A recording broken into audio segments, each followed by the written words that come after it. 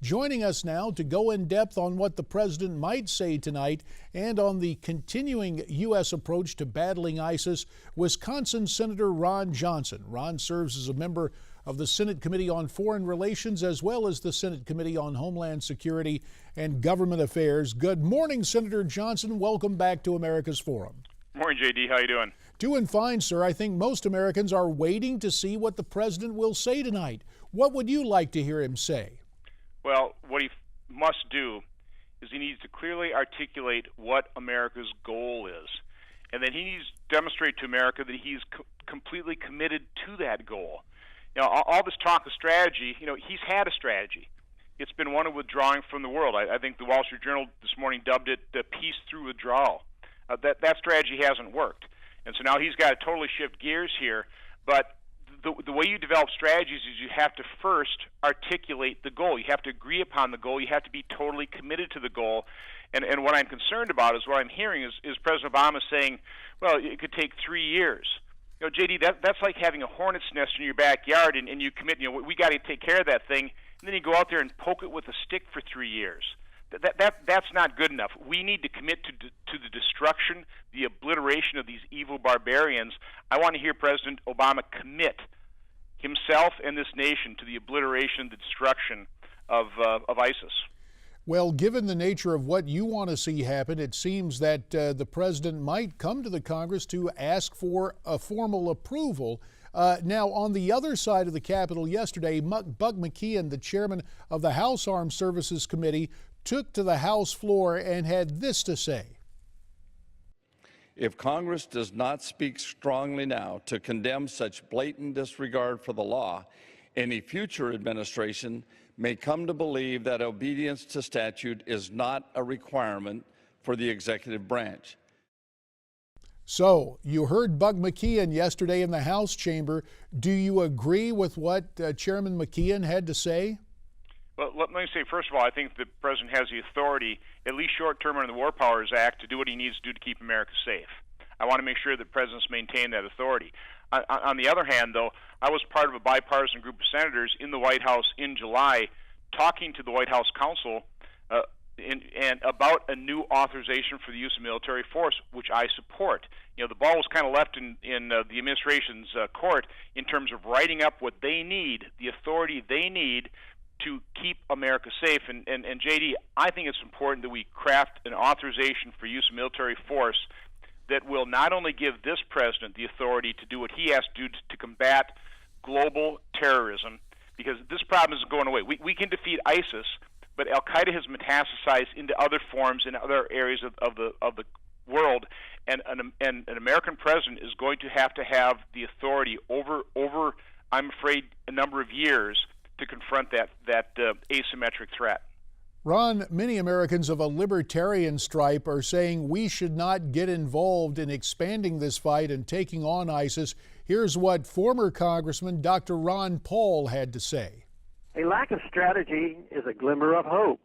Perhaps the president will finally stop listening to the neocons and interventionists whose recommendations have gotten us into this mess in the first place. Here's a strategy. Just come home. So that's Ron Paul's take. What do you think about what Dr. Paul has to say? Well, he's basically agreeing with President Obama's strategy of withdrawal through peace, and it hasn't worked. I mean, the historic blunder that President Obama committed was literally not leaving a stabilizing force behind in Iraq, like America did after World War II in Germany and Japan, like we did after the Korean War in South Korea. Look at how successful those nations are now because of the stability that only America can provide, the leadership only America can provide. So Iraq is disintegrating because we didn't consolidate the hard-fought gains that were won at great sacrifice. And President Obama didn't do that. So no, America is the world's leader. If we don't lead, if we withdraw, vacuums and voids are created in this world, and very evil people, very evil, bad things fill those voids. That's what we're witnessing in Iraq today. And JD, this isn't going away. ISIS has made their aims quite clear. Establish a caliphate, an Islamic State, utilize it as a base of operation to attack the West. I have no idea what why they harbor such ill will toward the modern world, but they do. They've made their aims very clear.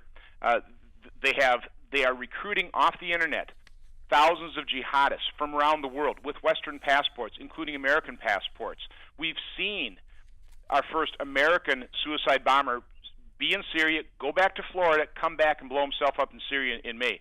This is a clear and present danger to America and to Americans, and we ignore this threat at our own peril. Ron, as you and I are speaking this morning, Secretary of State John Kerry is in Baghdad meeting with the new coalition government there. And speaking of coalitions, what about the efforts of this administration to put together an international coalition to battle ISIS?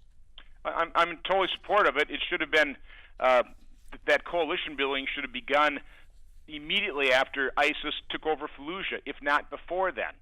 So, again, President Obama has been denying reality. Remember, in January, after ISIS took over Fallujah, President Obama referred to ISIS as the JV team.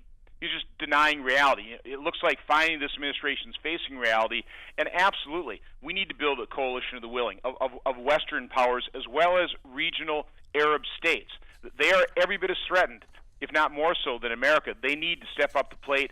They need to provide certainly military, their personnel as well as funding for this effort.